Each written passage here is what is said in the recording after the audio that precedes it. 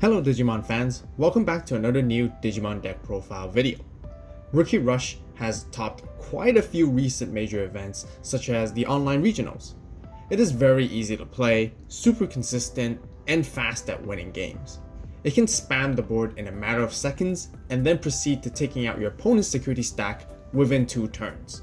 Hence why it is called Rookie Rush. And today I'll be showcasing my very own take for this deck. We'll also do a very quick rundown of how to play this deck for those who never played it before. There's also a very interesting combo that I would like to share with you all afterwards as well, so be sure to stick around.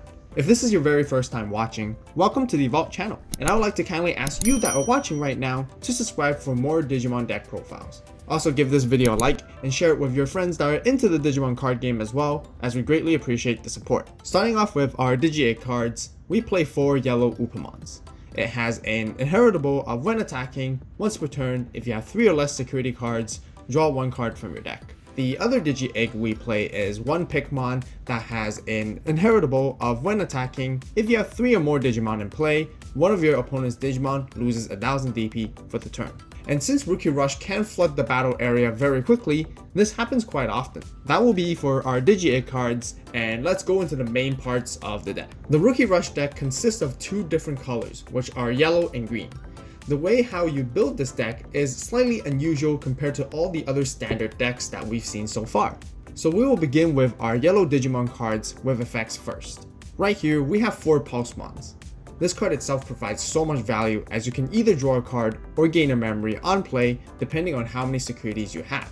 If you are exactly at the sweet number 3, you can do both. This card would be the most expensive card you play in the entire deck without a doubt. However, the price of this card has recently dropped as well, as we'll be getting more reprints of it coming, which is very nice.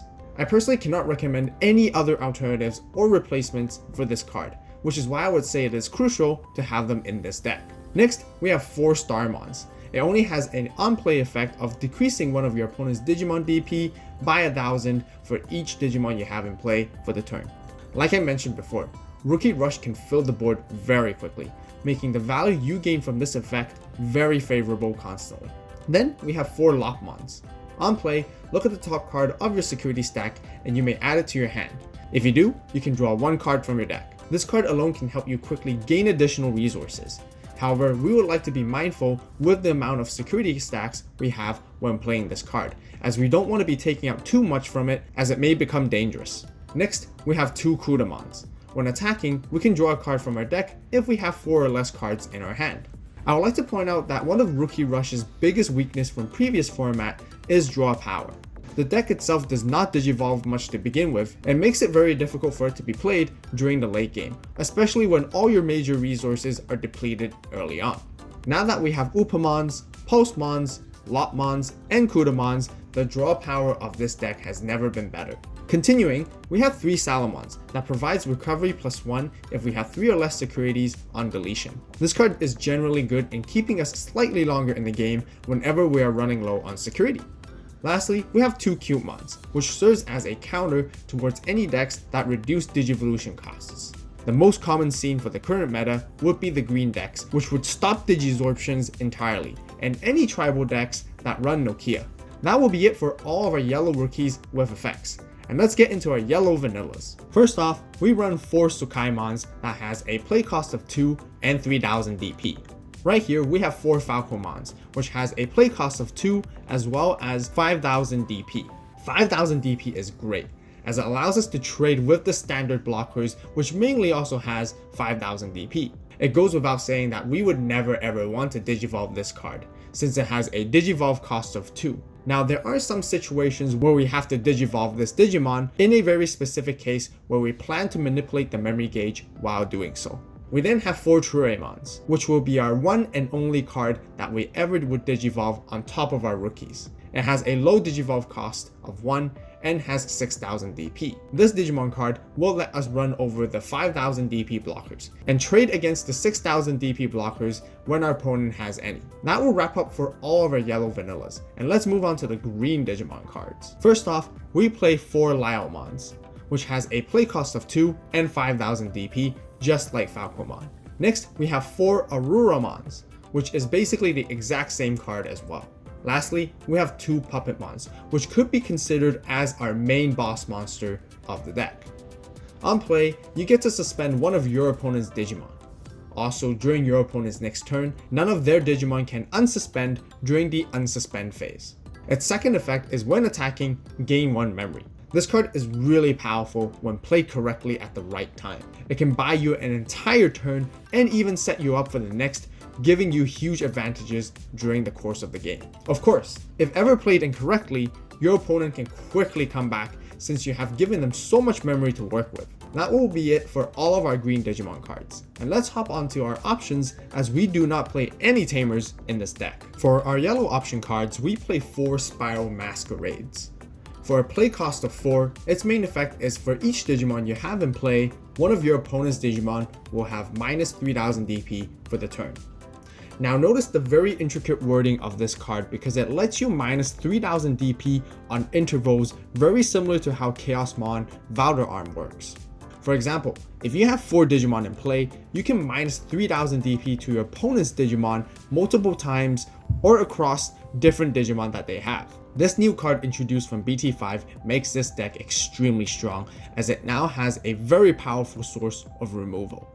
You also get to use this card's main effect when it's checked on security. The usual targets for this card effect would be blockers, or at times when you have multiple Digimon on board, you could even take out your opponent's Mega Digimon and stack that may pose greater threats too. For our other yellow option card, we play 3 Blinding Rays.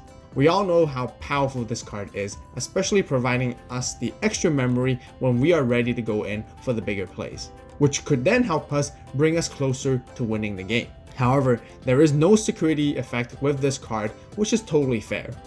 If you guys watched my tier 1 Yellow Lord Nightmon deck profile, you guys will know how good this card really is, as I explain it in more detail. I will leave a link at the top right of the video for you guys to click on.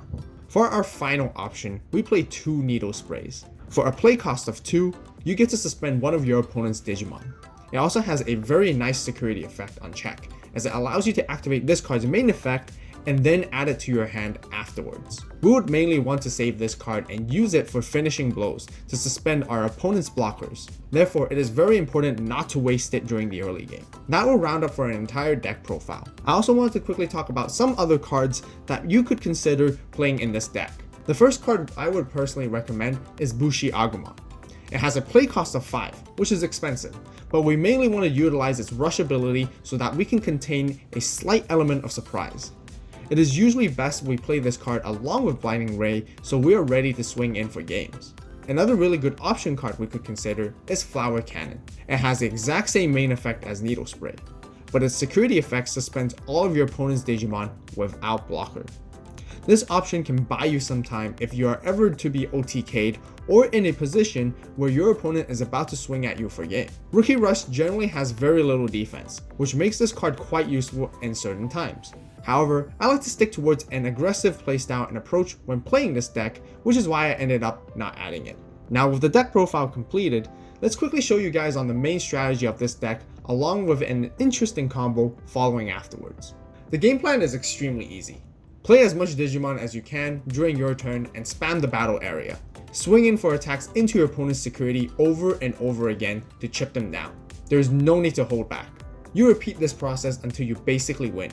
It is no surprise that many people would say it doesn't take much skill to play this deck, and it is certainly very good for beginners. However, memory manipulation is very important. You would always want to aim to give your opponent 2 or less memory. Optimally, 1 memory would even be better when you pass your turn. This will limit the plays your opponents could make and often enough forces them to give you even more memory in return so you can continue flooding the board once again. Now let's show you guys a very cool quick combo that I've been mentioning throughout the entire video. In a situation that you have Lopmon, Salamon, and Blinding Ray, you want to flip over your egg for Upamon. Digivolve the Upamon into Salamon to draw 1 card, and then play Blinding Ray, which will give you 2 memory. Afterwards, play Lopmon and use its on-play effect to grab yourself the top card of your security stack and draw 1 card.